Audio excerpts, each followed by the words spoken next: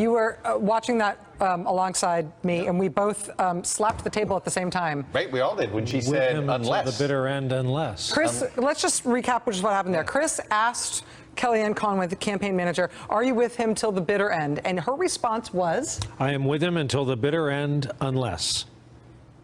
And then she let it... No, she did. She just let that out there. I mean, it only confirms a lot of chatter.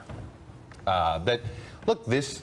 Unless another tape comes out, they're talking about grabbing women by the you-know-what. I mean, they don't know what else is out there. This is the reality that they're all living with. I mean, we don't need to tiptoe around this. She is. They don't know. That is an unless. I mean, literally, you can actually see the dots like she's on the thought bubble. Kellyanne.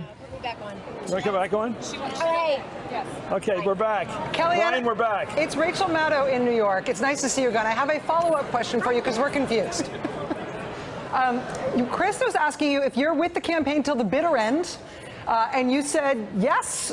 You said you seemed to indicate that you were with the campaign, and then you said dramatically, unless, and then you let that tail off, and we don't know what the unless means. I know. I didn't mean to alert the breaking news again, Rachel. The unless is very simple. It's unless someone in my household needs me or unless something changes in my own life.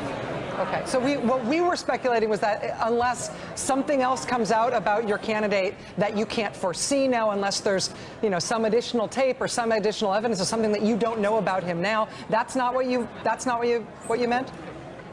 That is not what I meant. And I have to say, I think that whoever was breaking the news today on MSNBC that I was resigning while I was getting on the plane with Mr. and Mrs. Trump to come here really should do a better job checking the facts. That's always a good thing to do. Kellyanne, it's Nicole. First off, congratulations. I know you guys were prepping before all hell broke loose on Friday, and obviously a lot of the prep took, so congratulations on that. I understand you had a very large part in that. But I also understand that it is a known unknown what else is out there about Mr. Trump, and that is of grave concern to him and the family and all of you. Is there anything you can say about lessons learned from the last 72 hours, or do you know of anything that's coming? Nicole, I don't know anything that's coming, but I also don't want to engage in hypotheticals and speculation. I just watched 90 minutes of real debate, and it's obvious to me that Mr. Trump dominated the debate. It's not spin. I mean, she was on defense. She looked, it's almost an indignity to Hillary Clinton to have to be sharing the stage with Donald Trump, and it showed. That was a great format for him. I had said it earlier in the week and was attacked for saying it was a great format for him, but clearly it was. He gets oxygen from the people. He's out there every day talking to people at rallies in smaller settings, and she often is not. And I think that you saw that pay off tonight.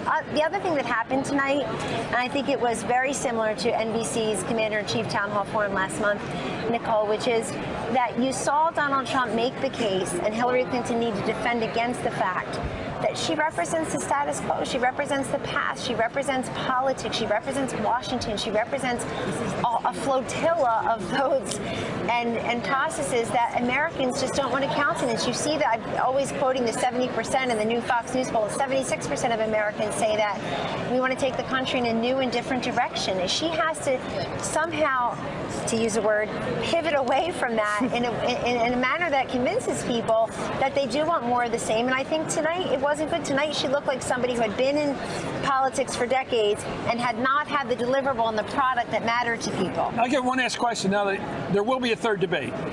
There will be a rubber match. There will be a rubber match. Yes. Okay, thank you. Back to you guys. guys. Thank you very much. Thank you for coming back, Kellyanne. That was a good sport of you to do that. Thank you. Wow, I feel like we're all going to go home to our families tonight and hear from Kellyanne. Can I just...